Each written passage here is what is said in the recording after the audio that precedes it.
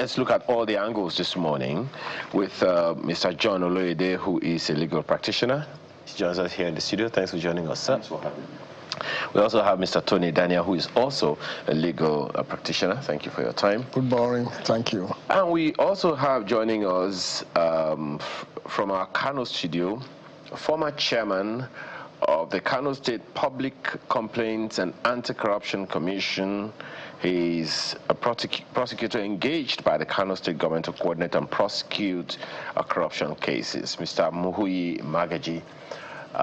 He joins us from our Kano studio. Thank you for joining us this morning, sir. Good morning, and thank you for having me. Oh, okay. So you're just from Kano. Thank you very much. You can see your huge library. Let's start with you, sir, Mr. Magaji. What's been your own experience? And I ask that because you have been quoted somewhere as saying that fighting corruption in Nigeria is as dangerous as taking on Colombian drug cartels. Now, that's a very strong thing to say, isn't it? Yes, certainly. I am saying that based on my personal experience. You see, I happen, like as you rightly pointed out, I happen to be the executive chairman of the Kano State Public Complaints and Anti-Corruption Commission. I was appointed in 2015 by the immediate past governor of Kano State, Abdullahi Ganduje, and I spearheaded the commission till 2021 when I was forced to quit that commission under the pretext of investigating my activities in that place. And it was only the intervention of the Court of National District Court of Nigeria, both in Abuja and Kano Division, that made it possible for me to come back. And even when I come back, it was only the Court of Appeal that saved me, because the Code of Conduct say I must leave the office even when nothing was found against me, or even the case was not even tried.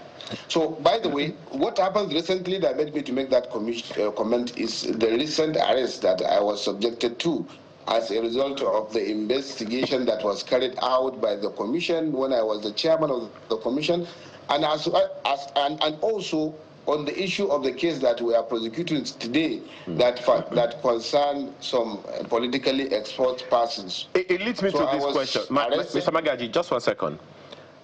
When we talk about, anti-corruption in Nigeria, to a large extent, particularly for those who are politically exposed, a good number of people have the perspective that is more political than governance.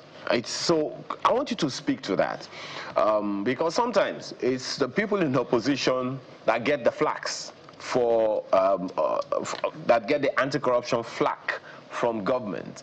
So we want to speak to that first of all. How much of our war against corruption in Nigeria is political compared to governance and institutional? Well, the recent happens. I think I began to think otherwise, because in my own case, I can tell you that the vindication that I have is the person that employed me was the person that suspended me under the pretext of doing something. But initially, it is the fight against corruption that, attract whatever happens that way. So, but the issue is that there are serious allegations that the government only punished those in opposition.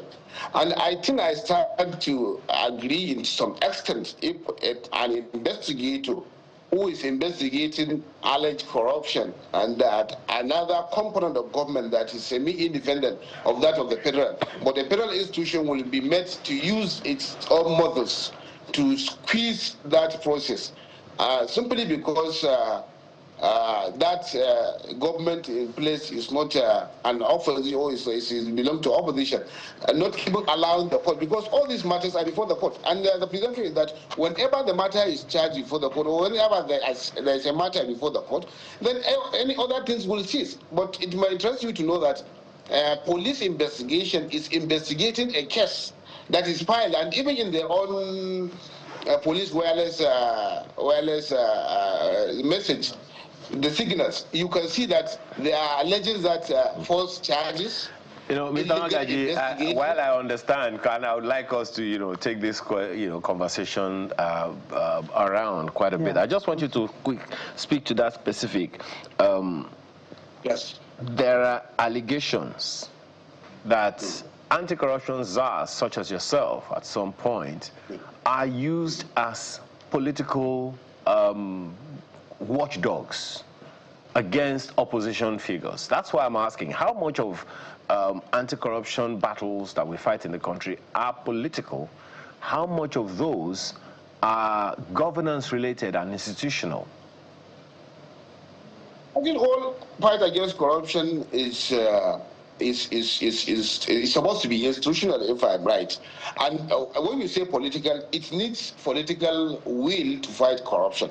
So depending on the level and the point you are looking at things, for instance, if you said people in the anti-corruption community are being used against those in the opposition, I can agree and disagree. Agree in the sense that it might be possible because we are all human beings and we have our own priorities. But I can disagree because I know I'm not. But you agree that it is. I have two scenarios. You agree that it is possible. It's possible because of my personal experience too. Okay, all right. Well, Mr. Lady, that same question about the institutional, political, and governance-related issues concerning corruption. Well, you actually sounded like you were cross-examining. Yes, because you had to get him to answer your question. Yes, I mean, this is something we've talked about over the years. I mean, I've been appearing here for over a decade discussing corruption and anti-corruption. And we all know that, yes, there has to be political will before we can make a headway in Nigeria in tackling corruption. But more often than not, the perception out there is that the man in power or the people in power tend to use the witch hunters like EFCC, DSS to track down the opposition and deal with them appropriately. And that's why more often than not, you see situations where somebody has been apprehended, charges are brought against him, and then suddenly it decomes to the ruling party. Yeah. Once it decomes, all things are passed away, all things have become new. Suddenly the case drags for a bit of a period, and before long, the next thing you hear is that, oh, the case has been struck out. The public didn't know when that happened, or suddenly a lawyer brings an application that, oh, the charges are frivolous, they are incompetent, and it gets struck out, or there's a plea bargain. So when you look at the scenario, you tend to relate with the people out there, with us out there, that look, this is not institutional fight against corruption. It's more political, and it's not about political will. It's lack of political will, because the motivation for going after people who are perceived to be corrupt is just about getting them, cornering them, and getting them to come to your side. Once they do that, that ends the fight. There's no longer fight. Everybody becomes. Let me give you this very, very recent instance. You know, yesterday, or was it 2 days ago, I saw the governor of Rivers State, Fubara, and he decamped to APC. And he got his card, 00 number 0001. And he sent a message to anybody who cared to listen out there that, look, I'm now in charge. Yes. I'm the #1 person in APC in Rivers State. The first day he became a member of APC. And the people who were always reporting him to Aso Rock, saying all sorts of things, that he was spending money without a budget and all that. That's the members of the House of Assembly who were always out there mocking him and all that. They said, well, see, he has been doing this since he got back, and we have decided to stay calm. What else would they have done? They were not calm before. But after they came to APC, they became calm because they can no longer checkmate him. And he's untouchable. That is the kind of fight against corruption we are having. Okay. And so that can be institutional. Let me bring this to you. talking about the political angle now, I know that we will still go to the institutional and legal and all of that. There are 3 former ministers. No, let me put it better. There's at least three former APC ministers in the last dispensation that are being investigated for corruption in this country by this same government, another APC government. So how is that political? Well, in every general situation, there is some exception. But let me quickly say that it was in this studio I said they should arrest Malami, and I commended the EFCC for arresting him, because there was a time we brought to the fore the corruption in NYSC, and I was shocked that Malami filed an application against my suit to expose the corruption in NYSC. So that makes me know. That was the beginning of Buhari's administration. I will say that while I commend the government for this, but you see, when you appoint somebody to a position heading an anti-corruption agency, and you tend to dictate to the person what to do, you cannot accuse that person of not having the political will. You accuse the person that appointed him of not having the political will. The president has come under a lot of criticism, and he has to be seen to be working. But the problem is that corruption is so generic in the sense that it's in every aspect of our society now in Nigeria. Didn't you hear about, what is the name of that lady man that everybody was talking about? He was supposed to be in prison, but we got evidence that he was in an apartment. Living large. That is Bob Risker, right? Yes. Yes. He was supposed to be in prison. So that's corruption in prison. I've been to a prison to see a client at Aushi, and I saw the Minister of Interior then, during Buhari's administration, saying that they have renovated all the prison, and including the prison in Aushi. And I was there. I was seeing it on TV. It's as bad as that. So the corruption is everywhere. So is it that, sorry, with due respect to the media, is it not possible for them to go there or go around and confirm what the minister is saying? But they will just come for a conference, and then we don't want to go into what happens. They say whatever the minister wants them to say. So corruption is everywhere, and I'm afraid that it's trying to defeat us. It's so difficult to fight corruption. Every person must be involved in the fight against corruption. From the family, somebody is so rich, you are clapping for the person. The society is giving the person chieftaincy title. Nobody seems to ask, how did he become rich? Look at what's the name of that notorious kidnapper somewhere in Benue that shot, soldiers shot policemen who came to arrest him when he shouted that. We heard that soldiers were involved in protecting him. Yeah. What happened? The particular captain that was accused is promoted to a major. So here, corruption is rewarded. So the fact that they have picked those 2-3 ministers, they are not enough. Like my colleague rightly said, move into the party and your sins are forgiven. But these are members of the APC. Yes, but you see, the fact that they have taken 3 ministers, for example, why will it take another administration to investigate the former governor CBN? And so many things were exposed. Why? If it is institutionalized, if I am appointed the chairman of EFCC, I do my job the way I'm supposed to do it. But that's not what we have here. With due respect to my colleague on the other side, I was talking on the phone. What's his name? Mr. Magaji. He's a victim from his own narrative of attempt to fight corruption. So if you say you don't want to join them, assuming without considering that what he has said is true, because I don't know the details, if you say you want to fight corruption, they will deal with you. But to some extent, Ribadu fought corruption.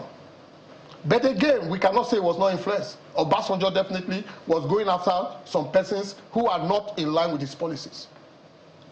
So while I appreciate the fact that the inaugural chairman of EFCC did well, it is not the agencies alone, like you rightly said, that should be fighting corruption. is something that everybody should be involved in. So that leads to the institutional angle. Thank you. Yeah. So, Mr. Magaji, if I could come to you on this. In all that we've said, we've talked about, people moving from one political party to another, maybe to avoid, being prosecuted and all that. And we've just landed on the subject matter of the fact that some members of the same political party, ministers, are being prosecuted by, the ruling party where they belong. But yet again, we do see situations where we've also discussed this morning, where this fight almost leads to nowhere in particular. So, in your experience in Kano State and your other life experiences in this matter, what do you think are the real legal hurdles in the fight against corruption?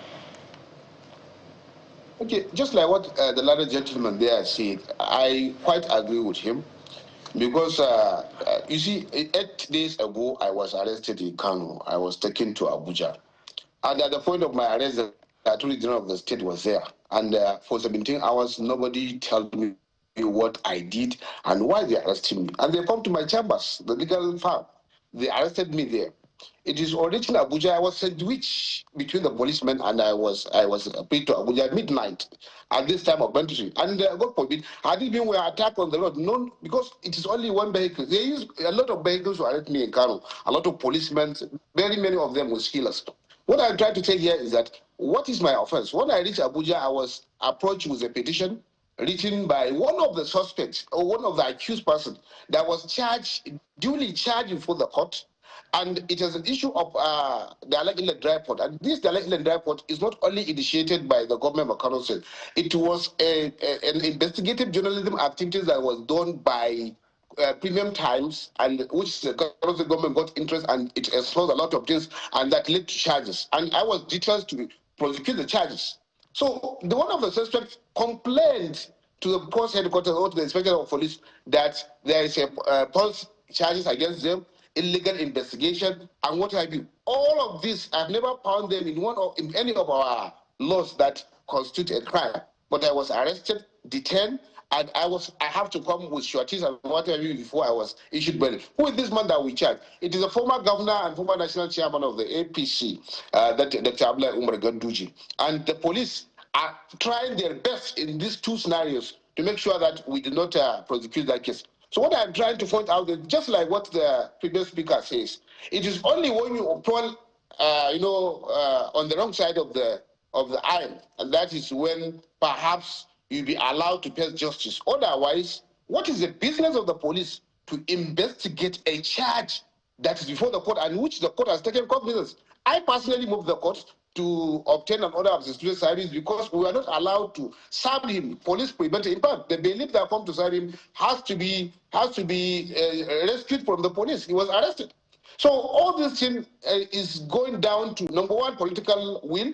Number two, institutionals. Yes, our institutions supposed to be complementing the fight against corruption, and coming down to the institution of anti-corruption, which I happen to be perhaps one of them as subnational. And thank God, as I said, we often become victims as well, because there's an adage in Hausa which says which means you cannot be above your height. So all the people that appointed you want is what you are going to do. When I tried to debate from that in 2021 April, I was forced out of that place. I was blackmailed, arrested, imprisoned, and what have you. So I am not justifying what we are accused of, like that we are not going after each and every individual. But I want people, and not only me, I will not speak for my colleagues at the national level, but I know they are passing through the same thing.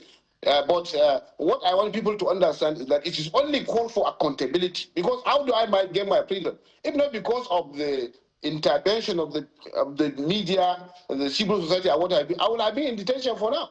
So it is a collective responsibility of each and every Nigerian to come together to realize that this corruption is what is killing this nation, and it is only we have only two choices: it's either we legalize it or we fight it. And fighting it entails making even putting pressure on government on certain government issues. Just yesterday, the Supreme Court told or rather impliedly, notified the executive that there are certain things that you're not supposed to do, especially when things are before the court. So we need institutions. Obviously, we need institutions of government to be well strengthened to fight against corruption, as well as go after individuals that undermine the fight against corruption, no matter how highly placed they are. Right. Yeah, I must thank you for those comments. Mr. Oloyede, if I could, come to you, part of the fight against corruption, one of the things that I know was brought in that time was we also employ the whistleblower policy, which we know that is a policy in all other parts of the world. How effective do you think this has been? I think just yesterday I was reading about the fact that Nigeria is trying to revive it because it has actually died down a little bit, and it's not been as effective in the last couple of years than it was when it was first introduced. So how effective has it been in this fight against corruption? You see, the problem with this country is that whenever laws are made afresh, there's a way some people gather. I mean, that's the impression I have. They decide to undermine the law. They look for ways out of implementation. Like we're talking about all these new tax policy, tax laws and all that. And by January, you are going to begin to see how very ingenuous we are as a people. You see, my last friend was talking about, I'm going to your question. He was talking about what happened to him in Kano State. I call Kano State a state of particular concern when we talk of corruption. Permit me to use those words. State of particular SPC, yes. Yeah, because it's a study in how not to implement anti-corruption laws. I'm happy he actually mentioned names, because you are talking about serious allegations of crime against a former governor. Initially, many of us, like all the people out there, felt, oh, they just want to victimize this man because he's no longer in control of Kano. He's out of there. But we all know what we saw on video here and there. These are slam dunk cases that we should not bother about. Now, you have people working in institutions, the man talking, he was there. We don't even need whistleblowers to identify corrupt individuals. We don't need whistleblowers to investigate them. He said premium times. Even on channels here, a lot of things are said openly like that. That is supposed to ginger those who are in charge of fighting corruption to work. So when they say whistleblower, we need whistleblower, all the whistleblowers of the past, what happened to them? Where are they? You charge people to court, and the person, you see, the court is a lame duck. The court is garbage in, garbage out. Even the EFCC itself needs to be investigated, because they investigate, they do all these things, and they charge people to court. And when the matter gets to court, there was an instance some years back. The judge is retired now. I keep on alluding to it.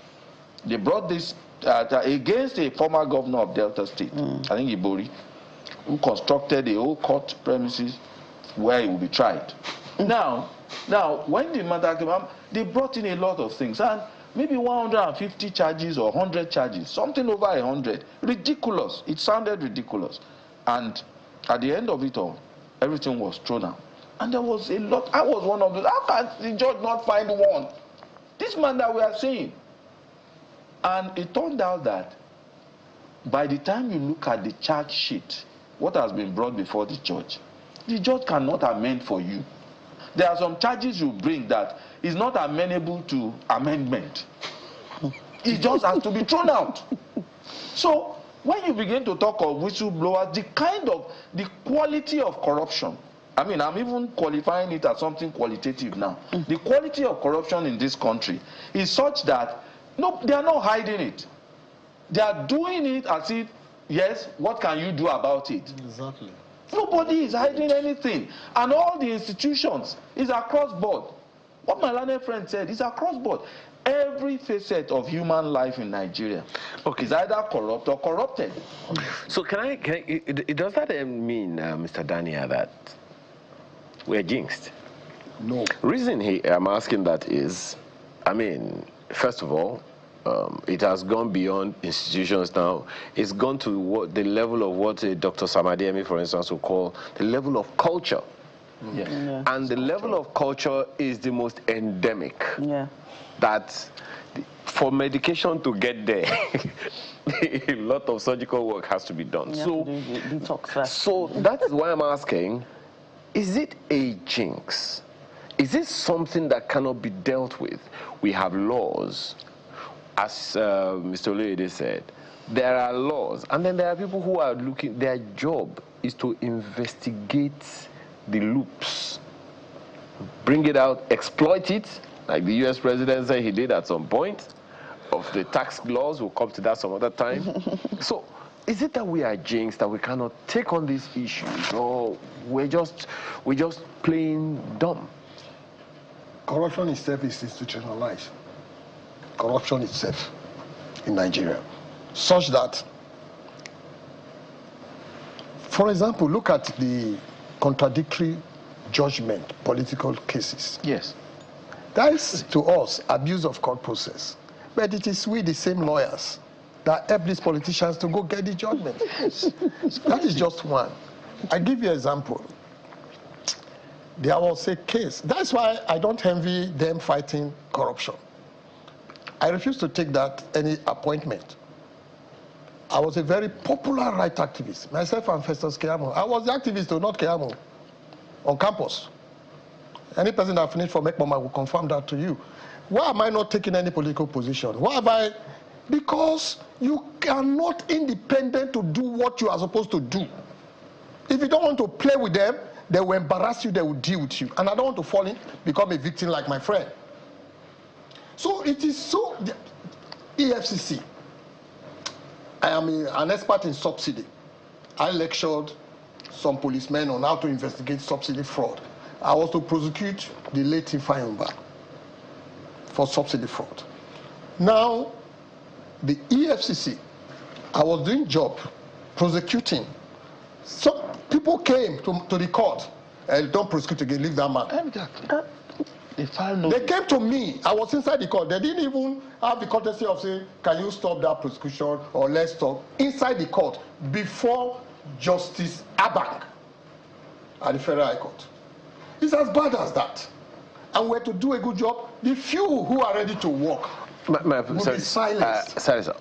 Who are the they that came into this court? I have, listen to me. Those who fight and do what? Run away. Live to fight another day. Another day. You want me to die? I have a brief recently. This brief will shock you. As lawyers, your brief is confidential. But I was so alarmed and I was afraid for the man that came to talk to me that they might kill him. You won't believe it. So if you say you whistleblower, we have people, we are good at getting intelligence. Are you not seeing that when you send Nigerian police out, they excel for peacekeeping? You send our military out, they excel. What is happening here is that people who want to undermine the system, people who want to continue to strengthen corruption are everywhere. Okay. Listen, sorry, please. Okay. You know there was a time, either under Babangida or Abacha, he set up a panel, customs, to investigate custom and then clearing agents. Then I was a youth corper at 4 CID Alago. There is a custom man that was bringing information. So to get intelligence is not difficult. Look at even the corruption is everywhere. It's compounding our security problem. Okay.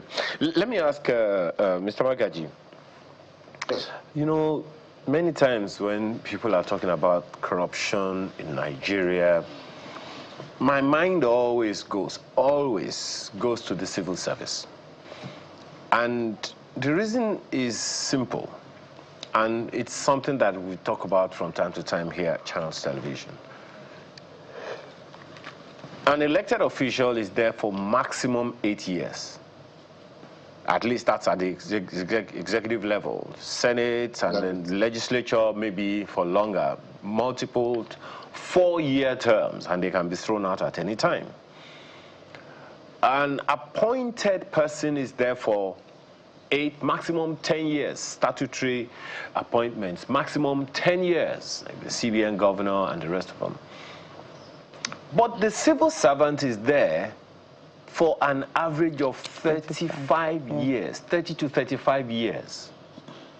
And so when a government official, an elected official, is going to get anything done, it's the system that he meets on the ground that he has to align with. He can't sack the permanent secretary, he can redeploy and whatever, but he cannot remove anyone from office. He can't remove the entire staff of an organization simply because he's become a minister or a commissioner or whatever. So how much would you say institutionally that the civil service is insulated from or aiding and abetting corruption? Very intelligent.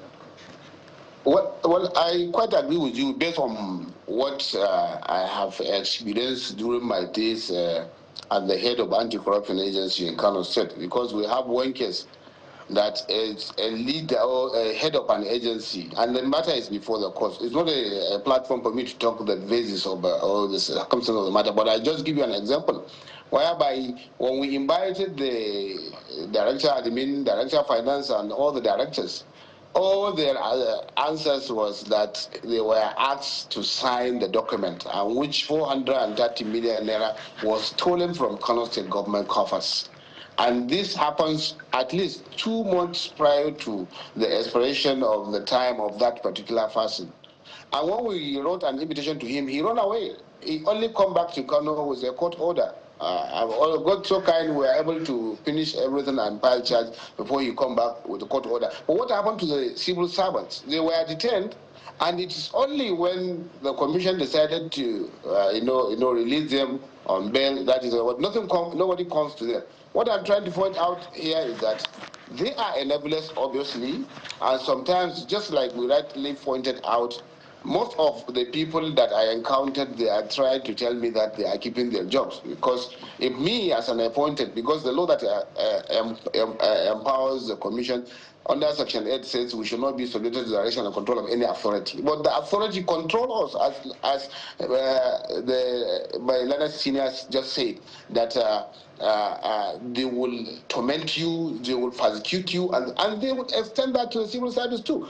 We have very good and robust laws, and just like the law that I spearheaded and imposed in Kano, the anti-corruption law, if you look at Section 9, it said the Commission shall have powers either in its own initiative or filing a complaint laid before it by any other person or any administrative action taken by any other person that is within the civil service of the state or that of the local government, 44 local government of Kano State. So I think we have a system that, if allowed to operate, it will checkmate all this. Because it is not, we have free will, but that is why we have laws, because we turn to go against our free will, because we all know what is right, we all know what is wrong. But at the same time, those are there to guide us that if you do this will happen to you. If you do that, that will happen to you. But if we have robust institutions that will implement the laws without fear or favor, and that will make sure that, like in my own case, when the governor wanted to extend my tenure,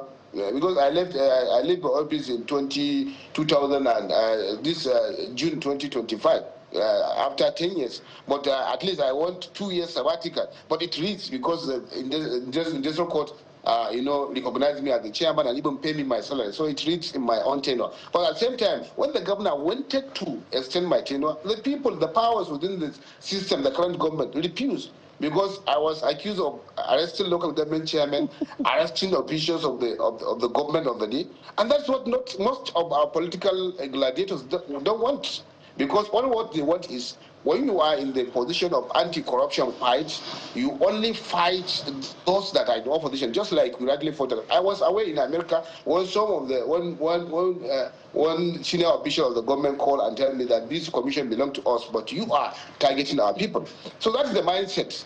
Okay. I agree with you that civil servants are enablers. Sometimes the situation and circumstances make them to do so. If, as a governor, you have a political will, or if as a president, I find that very interesting when you say that the situation or circumstance makes them to do so, because they are employed to do a job, not to steal money or not to aid and abet corruption. So I want to also believe that the system, the civil service, has enough guardrails to checkmate corrupt tendencies or corrupt activities. And when it is not able to do it, that really then begins to get us to ask the question, Mr. Loide, whether or not our laws, with their teeth, have bite. Well, as I've said several times here, we have laws that covers every topic under the sun. There's no topic that Nigerian laws don't cover. Even the new ones. I was listening to the chairman of the tax people talking, and they were talking about TI number and all that. And I said, look, all these are subject of laws that have been made previously.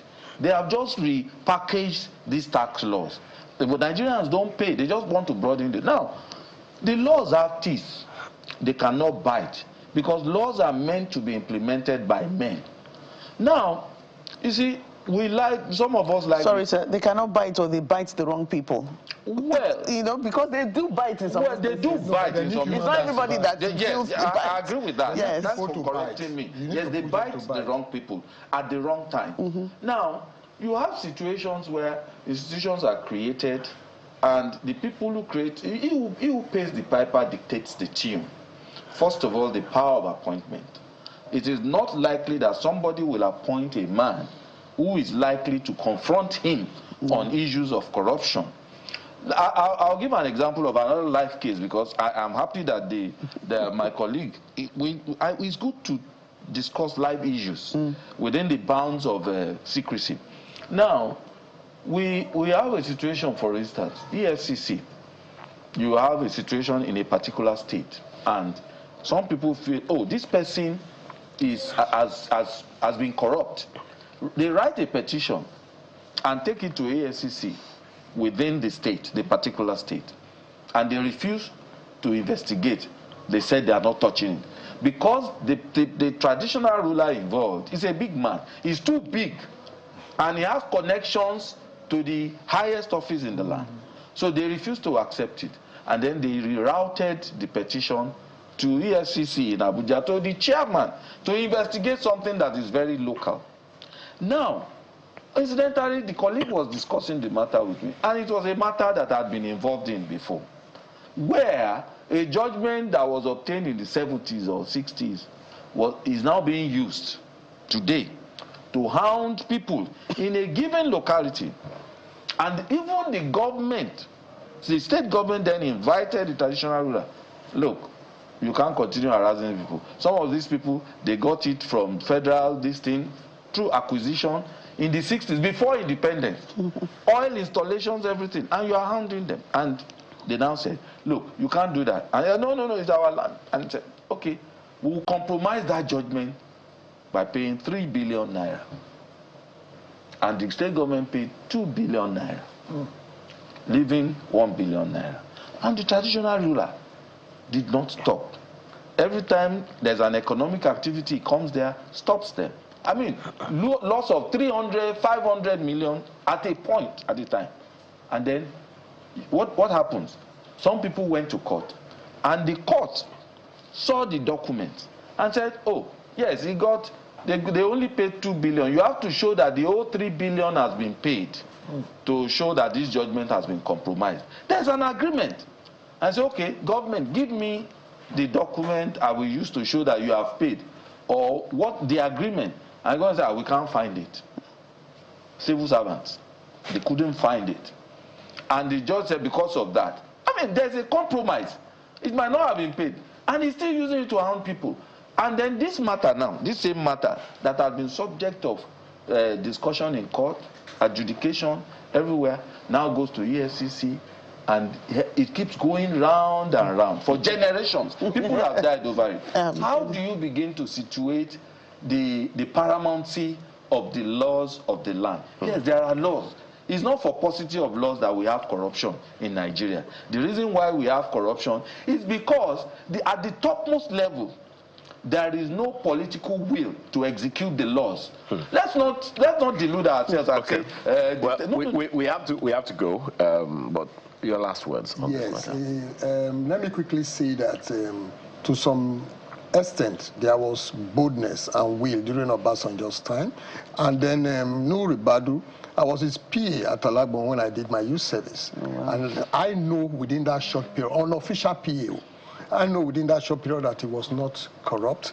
He fought, the only person that have arrested a life Inspector General of Police, investigated Inspector General of Police. And then the first time I would go to him to say, I have a case, I need your cooperation. He said, remove your arm from that case. That was the Brazilian Hall, where billions of dollars were stolen. They were bringing money to him. They thought they were settling him. And then he was keeping the money as exhibit. Yes. Then the man walked in by himself and said, with his lawyer, they were both arrested by Ribadu. And he said, but we've been bringing you money. He said, they are exhibits. Can we get such persons? Obasanjo, there was a time he set up private investigators, maritime waters. I'm a maritime person. And somebody who was chairman one time of PDP was involved seriously. And when they were reporting, I'm aware of this, the man was there, I don't want to mention his name. And Obasanjo, I've seen him, and was in the presence of everybody. You know how, he said, oh, Lenier, I know why you have come. Because they have said, so we need people like that who will be bold enough to take certain action. Like I must commend the president now for these 3 ministers and one ex-governor that have been... There are those who will argue and say to you that, hey, the institutions are just doing their jobs. What does it have to do with the president? It has to do with the president. Why was my colleague removed from Kanu district? Because the governor does not want him. Okay. Well, your last words, Mr. Magaji. My last word is that I hope those in the position of authority, especially at the topmost level, all my senior colleagues has made the assertion that we need somebody in the position of the president to look at this country, especially in terms of the activities of agencies and institutions of government, to make sure that we have things to be getting right. There's no point of somebody working under you, or you employ somebody, and that person will go and be compromising issues, especially of national importance, as important as that of corruption.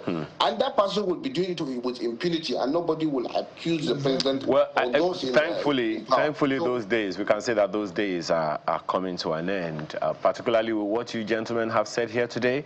I don't know if we have really been able to discuss corruption issues like this, since this government came into power. But here we are now talking about it, and let's just hope that this momentum can be sustained, and not just the president, but the governors in the states will also do the needful to gain the trust of the people increasingly. Mohui Magaji, former chairman, Kano State Public Complaints and Anti-Corruption Commission, thank you so much for your time this morning.